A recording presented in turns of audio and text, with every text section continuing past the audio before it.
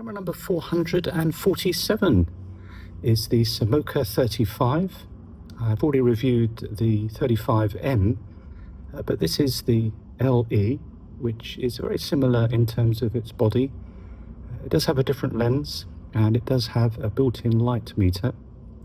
So let's just consider some of the functions and features of the camera.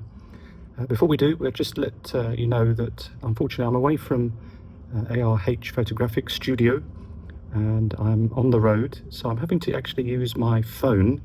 So I do apologise if the quality is maybe not as good, or maybe it's better, who knows.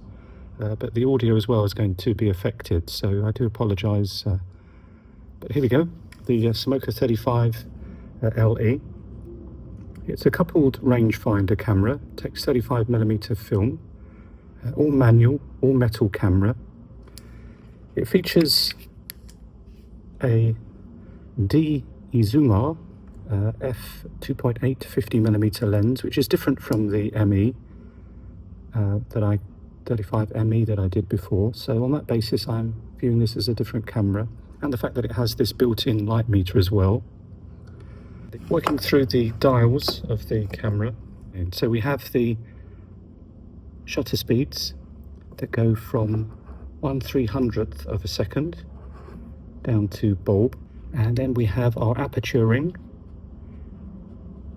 and then we have our focus ring, and then we have a depth of field scale there on the etched on the inside of that lens.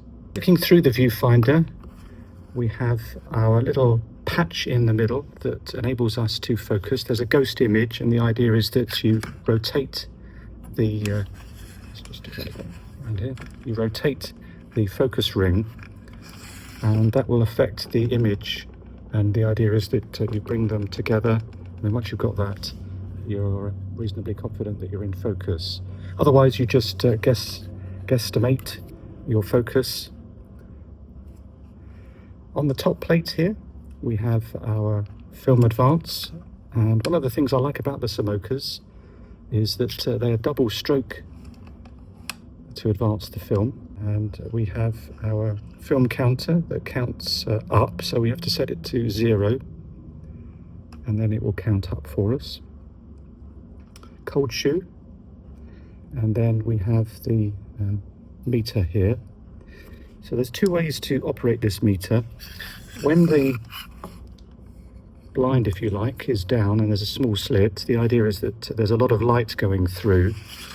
So with it being closed, we rotate the dial, and hopefully if I can zoom in here, you'll see that there's a close and open. So the idea is that depending on the light deflection on the meter, we rotate it until we get the appropriate dial here. So I'm just on the edge of the black and grey there, so if I put that there, and then the idea is that we read off, having input our film speed first of all, of course, and then we read off a combination of shutter and aperture readings here. So we've got 1/300th of a second at f8, or we could do 1/50th at f22, and they're the same in terms of exposure. Now, unfortunately, the light meter is a little bit unreliable, so I will be using a handheld meter just to confirm that. But it does deflect, so it is working kind of.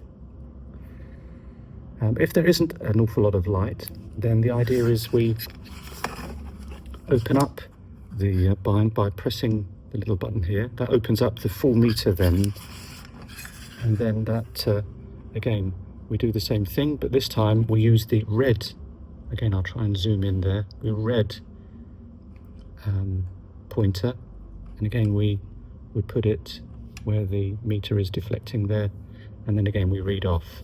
As I say, this light meter isn't working fully, so I will be checking that, but that's the idea behind using the light meter. On the base, we have the button that enables us to rewind our film, and then to put our film in our camera, we have to unlatch the film door by lifting that lever, And then we put our 35mm film cartridge in here by lifting up the film rewind. Put the cartridge in there, put it down, put it across, make sure it's in the film take-up spool here, and the sprockets, and then advance our film a couple of times perhaps. And as you can see, the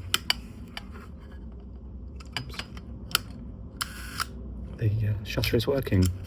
The camera was actually donated to me, and it didn't actually work. The shutter was stuck, so I had to actually undo the ring inside the camera there, and that enabled me to then very carefully, with some isopropyl alcohol on a cotton bud, just gently remove the grease that had caused the leaf shutter to stick. And now the camera works, so I'm very pleased with that, and I'm very grateful to have the camera included in my collection. So that's pretty much it as far as the camera's operation goes. So all that remains for me to do now is to go out and actually take some photos. And so this has been the Samoca 35 model LE, camera number 447.